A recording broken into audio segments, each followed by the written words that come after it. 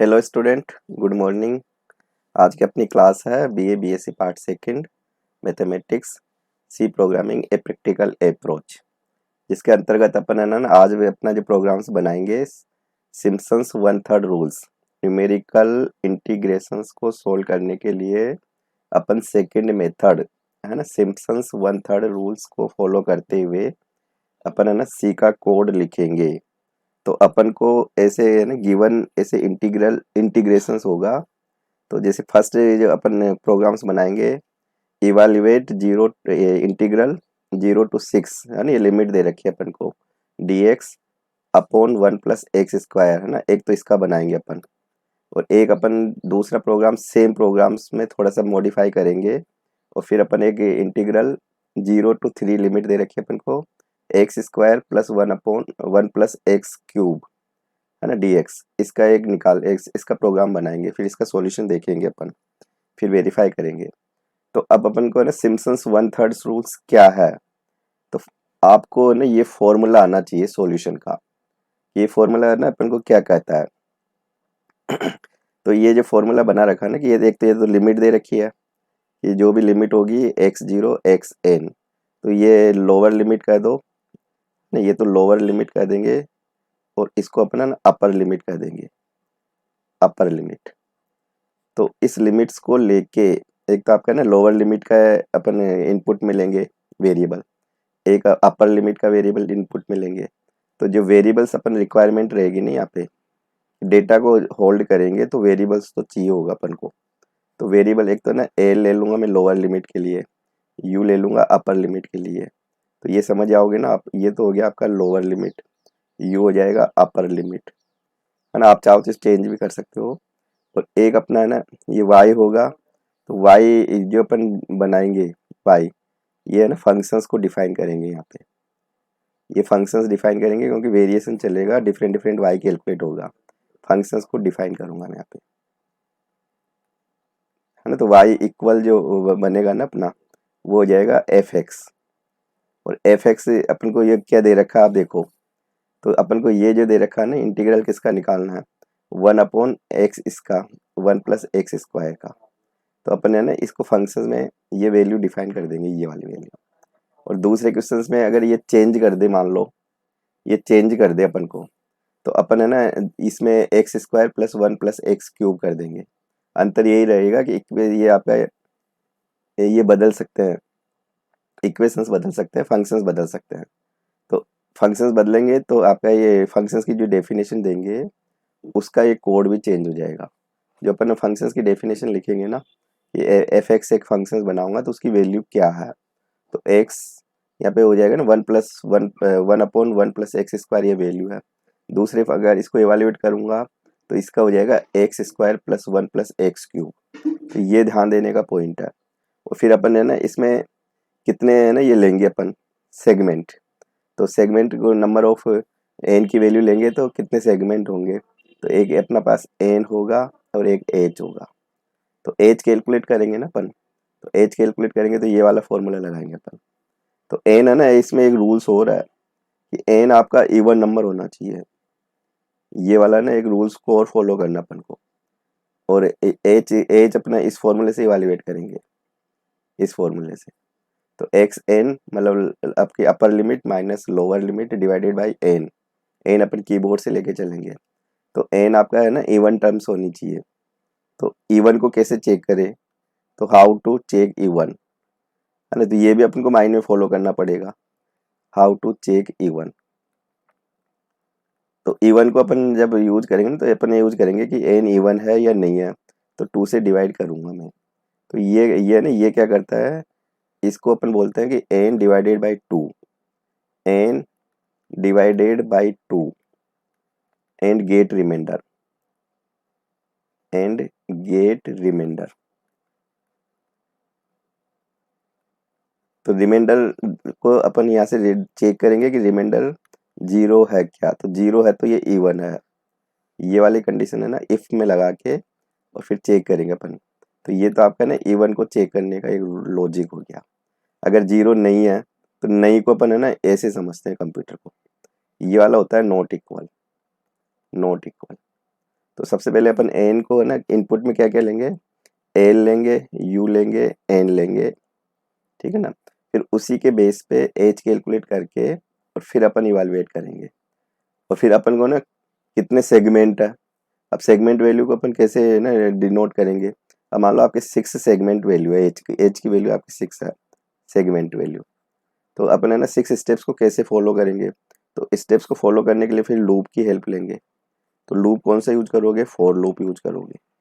तो ये भी ध्यान देने का पॉइंट हो गया। फॉर लूप कैसे चलता है कि अपन four I equal 0, I less than N और आई प्लस प्लस।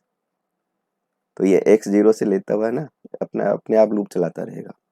तो आपको इस फॉर्मूले को फोकस करते हुए इवेलुएट करना अपन को।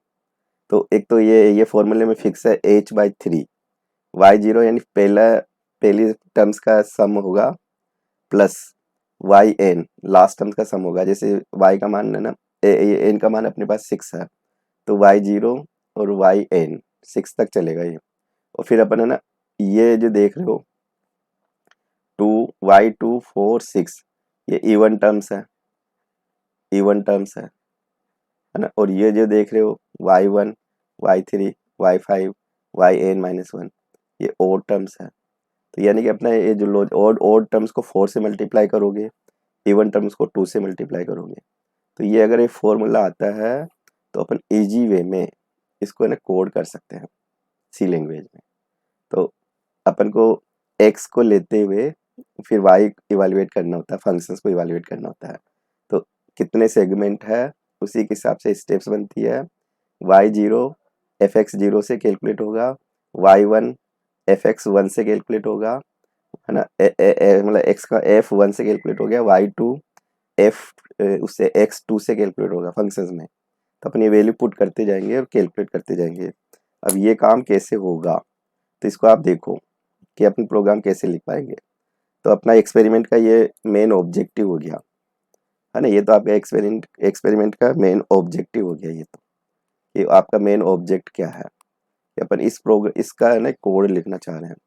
अपन को ये एक वो दे रखा है, फंक्शंस दे रखा है अपन को, ये लिमिट दे रखी है, ये 0 to 6 आपकी लिमिट दे रखी है ना। ये लिमिट गिवन है। सेगमेंट वैल्यू अपन है ना 6 यहाँ पे सेगमेंट वैल्यू लेके चलेंगे अपन। और फॉलो करना अपन को सिम्पसन 1/3 रूल को फॉलो करना। अब देखो इसका कोड कैसे बनेगा।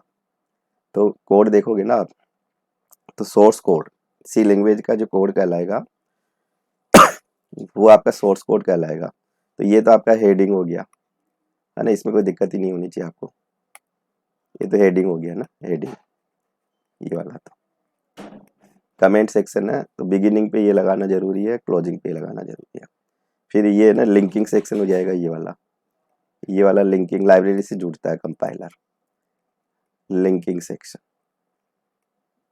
है ना। ये फिक्स है, हेस इंक्लूड कोई गैप नहीं होना चाहिए हेस और इंक्लूड के बीच में। ये प्री प्रोसेसर बोलते हैं इसको लाइब्रेरी हेडर फाइल बोलते हैं, है ना। इसको console input output header file, S standard input output header file, ये प्री प्रोसेसर हो गया, ठीक है। फिर अपन मेन कोई भी प्रोग्राम करोगे तो वॉइड मेन से शुरू करेंगे अपन, कंपलसरी है ये। कोई पूछे ना मेन क्या है, कंपलसरी लिखना ही पड़ेगा। मेन का बिगिन होगा, जरूरी है ये, नहीं लगाओगे तो एरर आएगी। अब अपन क्या करेंगे, एक फंक्शंस बनाएंगे। तो ये है ना फंक्शंस का डिक्लेरेशन है, फंक्शंस का डिक्लेरेशन है ये, फंक्शंस का डिक्लेरेशन। एक फंक्शंस बनाने जा रहे हैं तो ये जरूरी है। इसका पहले ना कंपाइलर में इसकी मीनिंग बताओ। तुम भी कोई सामान यूज करोगे तो पहले उसका नाम याद होना चाहिए। तो ये है ना एक्स को लेके काम करेगा। तो ये फंक्शंस जो बनाएंगे ना अपन, तो ऐसे काम करेगा जैसे F x equal 1/1 plus x square, ये इसकी वैल्यू हो जाएगी ये वाला, है ना। तो इसको अपन अलग से डिफाइन करेंगे ये वाला। तो पहले तो ये डिक्लेरेशन करो, सेमीकोलन लगेगा। तो इसको अपन है ना प्रोटोटाइप डिक्लेरेशन बोलते हैं इसको। तो इसको कोई पूछे ना क्या कहते हैं, तो प्रोटोटाइप एक वर्ड याद रख सकते हो, प्रोटोटाइप, प्रोटोटाइप। फिर अपन काम करेंगे तो डेटा चाहिए, डेटा का नेचर है ना फ्लोट टाइप का होगा। ये तो आपका डेटा टाइप हो गया, ये वेरिएबल की लिस्ट हो गई। तो इसको अपन बोलते हैं वेरिएबल का डिक्लेरेशन, काम करेंगे तो वेरिएबल लेना होगा, कंटेनर होता है वैल्यू को होल्ड करता है, तो वेरिएबल डिक्लेरेशन। तो एल समझ गए लोअर लिमिट, यू समझ गए अपर लिमिट, एच का मतलब हो गया आपका ये हो जाएगा सेगमेंट हो जाएगा टोटल, है ना, सम इक्वल 0.0 हो जाएगा और रिजल्ट आपका ये रह जाएगा हो जाएगा, ये इसमें रिजल्ट्स लेके आएंगे अपन इस, और आई हो गया एन हो गया, है ना, आई को कितने आप रिपीट करोगे, कितने सेगमेंट बना के ना काम करोगे, एन नंबर ऑफ कितने टर्म्स रिपीटेशन करोगे उसके लिए हो जाएगा। तो अपन सबसे पहले तो इनपुट में लेंगे लोअर लिमिट, एक वेरिएबल है मैसेज के साथ प्रिंट करता हूँ, ये रीड करेगा, ये मैसेज डिस्प्ले करेगा, ये मैसेज आएगा, ये आपका रीड करेगा, है ना, ये मैसेज आएगा फिर ये रीड करेगा, है ना, ये आपका enter the number of segment N में लेके चल रहे हैं, तो ये मैसेज और एन, तो 3 वेरिएबल पढ़ रहा हूँ मैं। तो एक तो आपका ये हो गया एल हो गया, यू हो गया, है ना, एक आपका एन हो गया। परसेंट एफ क्यों लगाता हूँ, तो आपको याद है फ्लोट डेटा तब जब भी आए इसके अंदर प्रिंट अप में, तो फ्लोट एड चलेगा, डी कब लगाते हैं अपन, इंटीजर के लिए लगाते हैं, जब इसके अंदर में प्रिंट अप में इंटीजर को डेटा पढ़े या वेरिएबल्स को पढ़े तो परसेंट डी लगाओगे, है ना, एन को पढ़ लिया। अब अपन को ये जरूरी है, अब इसका एक पहला रूल हो गया ना कि ये इवन को चेक करो सबसे पहले कि एन इवन है क्या, तो ये इवन टर्म्स को चेक कर रहा है यहाँ पे,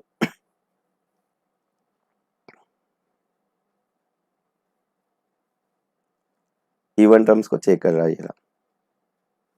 ये इवन को है ना, ये एन से डिवाइड कर रहा है, रिमाइंडर 0 नहीं होना चाहिए। तो अगर मान लो ये रिमाइंडर 0 हो गया तो, है ना, तो ये 0 नहीं होना चाहिए, तो ओड को लेके नहीं काम करेगा, तो यहाँ पे a number of segment not even number, ठीक है ना, अगर 0 नहीं है तो ये इवन नंबर का मैसेज आ जाएगा कि, और ये एल्स में नहीं जाएगा फिर, तो अपन को ना इवन नंबर चेक करने के लिए मैसेज कर दिया। तो अगर ये मान लो इक्वल 0 हो जाता तो अपन बोल देते ना कि ये इवन नंबर है, और 0 नहीं है, तो 0 नहीं है तो इसका मतलब ये ओड नंबर हो गया, ओड नंबर हो गया तो ये मैसेज को प्रिंट कर देगा, फिर ये कैलकुलेशंस में नहीं जाएगा, यहीं पे आपके क्लोज कर देगा, और इवन नंबर होगा, है ना, तो फिर एल्स में जाएगा, ये इवन नंबर होगा तो एल्स में जाएगा। तो एन को 2 से डिवाइड करके मैं नो चेक करता हूँ ये 0 नहीं होना चाहिए, तो 0 नहीं है तो फिर ये ना ये कंडीशन सही हो जाएगी, और 0 होगा तो ये एल्स में आ जाएगा सीधा ही। तो इवन नंबर नहीं है के केस में तो ये चला, है ना, कंडीशन अगर ट्रू होती है तो 0 नहीं है तो इस सिंपल सा ओड वो होगा, नॉट इवन होगा, ओड टर्म्स हो जाएगी वो एन की वैल्यू, और अगर 0 होगा तो फिर ये कैलकुलेट करेगा ये। अब कैलकुलेट करेगा सबसे पहले इसने एच निकाल लिया, एच ये कहाँ से आया, ये फॉर्मूले में दे रखा अपन को, है ना, फॉर्मूला कहाँ दे रखा है, ये रहा आपका फॉर्मूला, तो एच ये दे रखा आपका, एच निकालने का फॉर्मूला ये दे रखा है ना? तो अपन ने एच कैलकुलेट कर लिया यहाँ पे,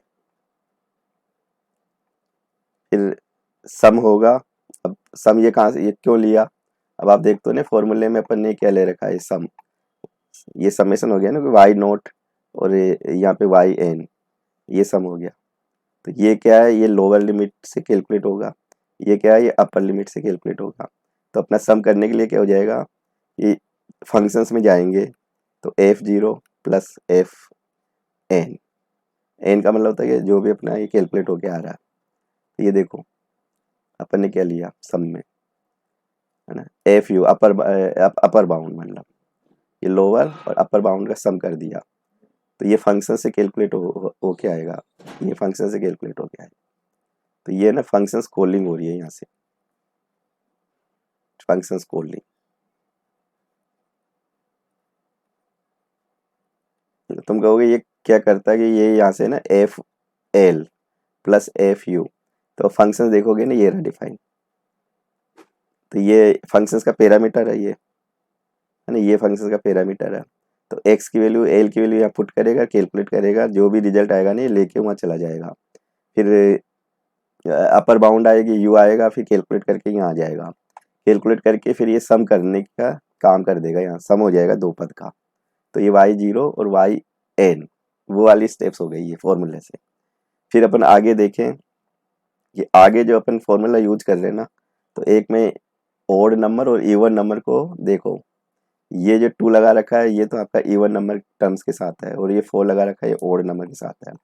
अब इवन और ओड को कैसे डिसाइड करें, तो ये इवन और ओड को डिसाइड करने के लिए है ना ये कितनी स्टेप्स चलाओगे, तो ये y1 से लेके और मैं लेस देन n तक चलूँगा। तो ये जो हो गया ना ये तो आपका इक्वल 0 आ गया, i को 2 से डिवाइड किया तो इक्वल 0 आ गया, तो ये इवन नंबर होगा, है ना, ये तो इवन टर्म्स हो गई, इवन टर्म्स। तो इवन टर्म्स का मैंने इवन टर्म्स का ही फॉर्मूला लगाया और फिर ये जो मैं कैलकुलेट कर रहा हूँ ये ओड टर्म्स हो जाएगी, ये जो कैलकुलेट करता हूँ ये ओड हो जाएगी, ओड टर्म्स।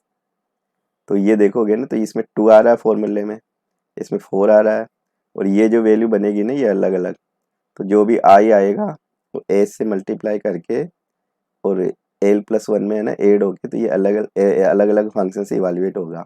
तो ये जो वैल्यू जाएगी ये फंक्शंस के थ्रू आएगी, ये फंक्शंस कॉलिंग है, इसको अपन बोलते हैं ना फंक्शंस को कॉल करता हूँ मैं। तो डेटा दे ये पैरामीटर भेजूंगा और फंक्शंस को कॉल करके ये रिजल्ट आएगा और 2 से मल्टीप्लाई करके समेशन कर लेगा। यहाँ पे फंक्शंस में l+i इंटू एच है ना, ये अलग अलग स्टेप्स बनती जाएगी, तो x की अलग अलग स्टेप्स बनेगी ना, तो ये फंक्शन में y भी इवैल्यूएट होता जाएगा। तो ये ओड टर्म्स में ये काम करेगा, इवन में ये काम करेगा और फिर ये जब लूप खत्म हो जाएगा तो पूरी स्टेप्स कंप्लीट हो गई, है ना। फिर ये डिवाइडेड बाई 3 कहाँ से आया, तो ये फॉर्मूले में दे रखा है अपन को, देखो ये h/3 है ना, ये फॉर्मूला देखोगे तो ये दे रखा, ये जो दे रखा ना h/3, तो पूरा जो ये कोड बनाया हुआ है इस फॉर्मूले को लेके बनाया हुआ है। तो h/3 मल्टीप्लाई सम, है ना, तो ये पूरा कैलकुलेट करके सम कहाँ से आया, तो h/3 है ना, देख लो ये सम से मल्टीप्लाई हो रहा है।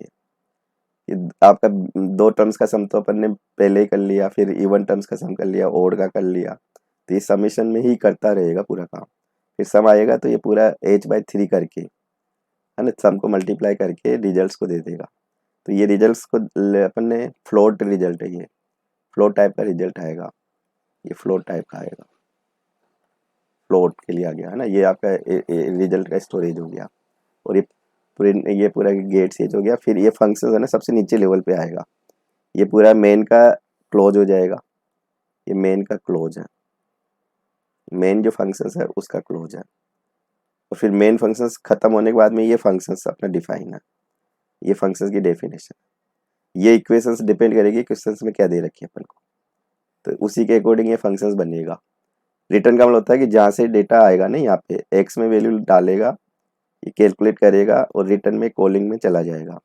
फिर इसको अगर अपन रन करके देखेंगे तो ये अपना है ना रन की रीडिंग ऐसी आएगी, ये लोअर लिमिट 0.0 दे दोगे, अपर लिमिट 6.0 दे दोगे, enter the number of segment 6 दे दोगे, तो ये आपका ये फाइनल रिजल्ट आ जाएगा, ये फाइनल रिजल्ट आ जाएगा। तो ये एक्यूरेट रिजल्ट है, तो ये अगर ये आ रहा है तो इसका मतलब आपने सही टाइप किया है, सही रन करवाया है, तो ये कंप्लीट प्रोग्राम हो जाता है। फिर अगर अपन को मान लो ये इक्वेशंस चेंज कर दिया, फिर अपना ना सेकंड क्वेश्चन था तो ये वाला, अब इस क्वेश्चंस को अगर इवैल्यूएट करना सिम्पसन 1/3 को फॉलो करते हुए, तो यहाँ पे इक्वेशंस चेंज थी, यहाँ पे फंक्शंस की वैल्यू चेंज है, यहाँ पे अपना x² + 1 + x³ है, तो अपन को करना कुछ नहीं है, सेम प्रोग्राम ऐसे कैसे रहेगा, फिक्स कोड है, फिक्स कैलकुलेशन है, ये चेंज हो जाएगा अपना यहाँ पे। तो अपन देखें तो इसमें क्या चेंज करें, तो ये आपका ना सेकंड एक्सपेरिमेंट का मान सकते हो इसको, मैंने इक्वेशंस यहाँ पे फंक्शंस की वैल्यू बदल रखी है ना, लिमिट्स बदल रखी है, तो अपने को यहाँ पे एक तो लिमिट्स चेंज है ना, एक तो ये लिमिट चेंज है, ये पहले वाले में लिमिट अपन को 0 से 6 दे रखी थी, यहाँ पे एक तो लिमिट चेंज है ना। अब यहाँ पे लोअर लिमिट तो आपको 0 दे रखी है, अपर लिमिट 3 दे रखी है ना, और एच की वैल्यू भी अपन को गिवन हो सकती है, तो एच की वैल्यू अपने है ना मान लो 12 दे रखी है, इसको लेके है ना इवैल्यूएट करो। तो सबसे पहले तो कोड तो पूरा वो का वही आ जाएगा, सिम 1/3 रूल्स को फॉलो करते हुए, तो 1/3 रूल का फॉर्मूला पूरा वही रहेगा, है ना। यहाँ पे अपन ने डेटा वही ले लिया, पूरा कोड ऐसे कैसे है, यहाँ पे चेंज किया है, यहाँ पे ये प्रीवियस प्रोग्राम था ये x² हो गया, तो यहाँ जो मैं फंक्शन बना रहा हूँ ना ये वाला f(x), तो ये क्या होगा, अब इतना तो आपको आता ही है, x square plus 1 plus x cube. तो इसको डिफाइन करने के लिए मैंने ये फंक्शंस बना दिया। ये तो हो गया आपका एफ एक्स, ये तो हो गया आपका एफ एक्स, और ये जो हो गया ना ये वाला पोर्शन आपका ये हो गया, ये पूरा है ना। इसमें एक्स में वैल्यू रिसीव्ड करेगा, ये एक्स में वैल्यू रिसीव्ड करेगा कोल्ड लिंक से।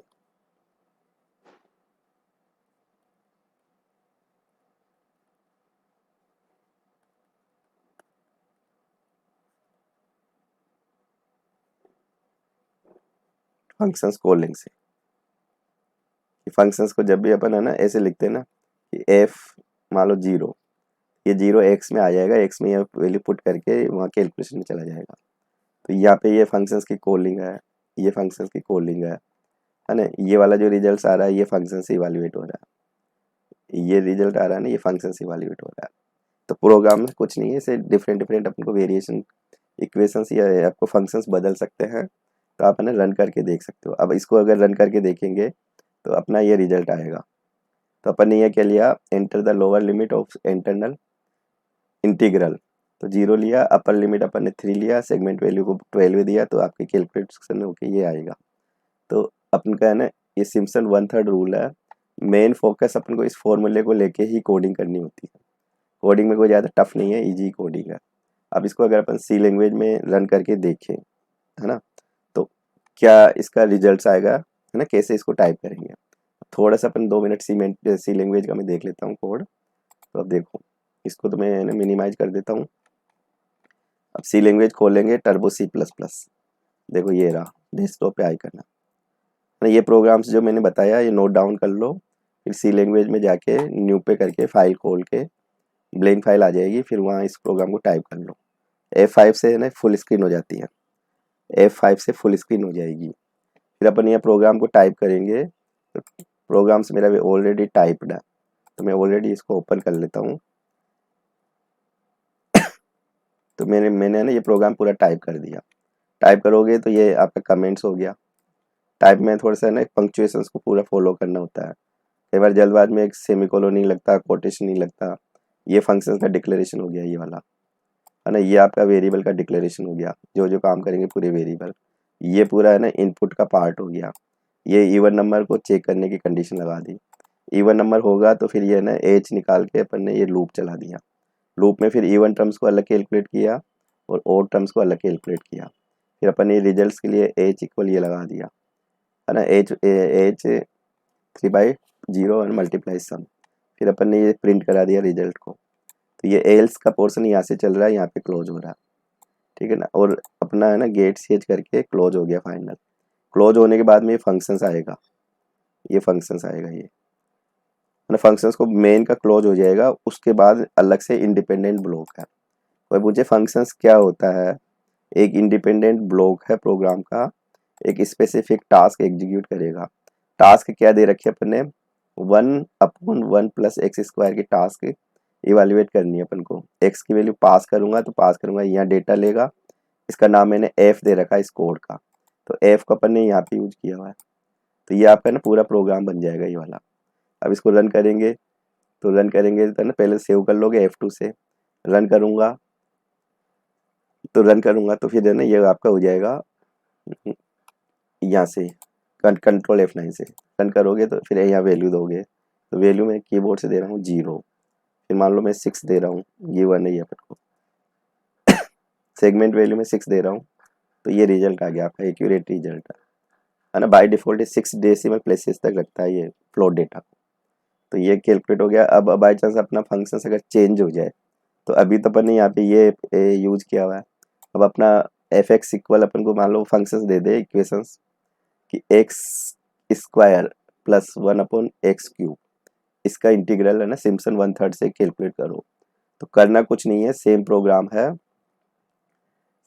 है ना। तो अब इसको अपन सेव एज करके कॉपी करके और यहाँ पे मॉडिफाई कर सकता हूँ मैं। यहाँ पे बस इतना सा चेंज करना होता है, अगर इक्वेशंस बदल दे तो इक्वेशंस है ना यहाँ चेंज होते हैं, ध्यान देने का पॉइंट है ये। अब देखो अगर अपन को दूसरी इक्वेशंस को लेके काम करना हो तो फिर अपन देखें यहाँ पे ना, अपना सेम वही कैलकुलेशन है, खाली मैंने इक्वेशंस बदल रखी है। ये देखो, पहले 1/1 + x² था, अब आपका हो गया क्या, x², ठीक है ना, डिवाइडेड बाई 1 + x³ क्यूब को कैसे लिखेंगे, x है ना, स्क्वायर को कैसे लिखेंगे, 2 टाइम्स x। फंक्शन का नाम क्या दिया, f। फंक्शंस में है ना एक पैरामीटर भेजूंगा fx, x की वैल्यू यहाँ दूंगा तो ये कैलकुलेट करेगा। रिटर्न का क्या मतलब होता है कि इसमें डेटा कहाँ से आएगा, तो रिटर्न का मतलब होता है जैसे यहाँ से है ना, ये फंक्शंस कॉल हो रहा है मेरा ये वाला, तो डेटा ना यहाँ से आ रहा है, ये ब्रैकेट में जो पैरामीटर होते हैं ये सेंडिंग पैरामीटर है, ये ना डेटा को प्राप्त करेगा, फिर ये कैलकुलेशन करके यहाँ पे है ना 2 से मल्टीप्लाई करके समेशन कर देगा। फिर अगर ओड नंबर हुआ तो इसको लेके है ना 4 से मल्टीप्लाई करके समेशन कर देगा। तो ये है ना रिजल्ट यहाँ से चलेगा, यहाँ आता रहेगा, ये फंक्शंस रिजल्ट बना के यहाँ देता रहेगा और ये समेशन करता रहेगा। जब समेशन ये लूप कंप्लीट हो गया तो फिर ये फाइनल रिजल्ट्स निकालेगा। तो इसको अगर रन करके देखोगे तो कंपाइलेशन तो ये ओके है ना, रन करके देखोगे तो यहाँ रन पे आ जाओ, कंट्रोल F9 कर दो, तो मैंने यहाँ पे 0 दे दी, है ना, ये अपन को लिमिट्स दे रखी है 3, और सेगमेंट वैल्यू गिवन भी हो सकती है, नहीं तो अपने हिसाब से आप कर सकते हो। तो इसका रिजल्ट आ गया 1.1107116। तो अपन को है ना एक अगर कोड का फिक्स आता है फॉर्मेट, तो उसी के अकॉर्डिंग फिर अपन आगे कर सकते हैं। तो अपन यही इस क्लास को यहीं पे एंड करना चाहेंगे। तो अगर क्लास आपको अच्छी लगे तो सब्सक्राइब जरूर करें, अपने दोस्तों के बीच में शेयर करें। Thank you.